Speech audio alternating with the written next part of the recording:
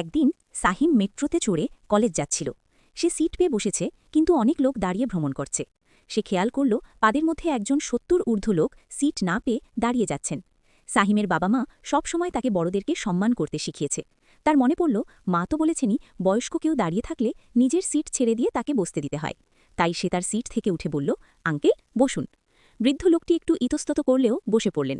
তিনি সাহিমের প্রতি কৃতজ্ঞতা প্রকাশ করলেন আর মনে মনে বললেন, আল্লাহ তোমার মঙ্গল করুন বাবা। সাহিম দাঁড়িয়ে থাকতে থাকতে ভাবল, বাসে মেট্রোতে নারীদের জন্য সিট আছে, কিন্তু বয়স্ক পুরুষের জন্য কেন আলাদা সিট নেই? বুড়ো হলে তো নারী পুরুষের ভেদ থাকে না, বয়স্ক নারী পুরুষ দুইজনেরই তো আগে বসার অধিকার থাকা উচিত। সেই ভাবনা থেকেই সাহিম নিজের হাতে লেখা একটি দরখাস্ত তার বোনকে নিয়ে মেট্রো রেল অফিসে গেল। মেট্রো রেল প্রশাসনের কাছে জমা দিল। দরখাস্ত পেয়েও তার কথা শুনে মেট্রা কর্মকর্তা মুচকি হেসে বললেন, তোমার চিন্তাটা সত্যিই প্রশংসনীয়। আর তিনি আশ্বাস দিলেন, খুব শিগগিরই বয়স্ক নাগরিকদের জন্য অর্থাৎ সিনিয়র সিটিজেনদের জন্য আলাদা সিট বরাদ্দ দেওয়া হবে।